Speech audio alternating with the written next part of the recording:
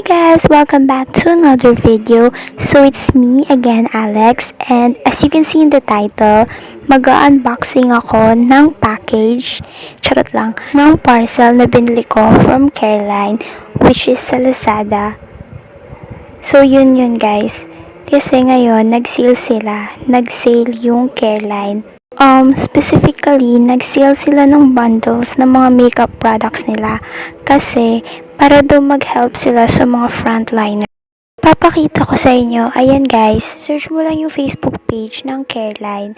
Ayan, then makikita mo dyan guys yung gusto mo. Kaso yung sale nila guys, hindi siya individual na item lang, kundi lahat siya bundle. Kahit hindi ito yung unang release ng Careline ito, gusto ko lang magkaroon without further ado. Buksan na natin.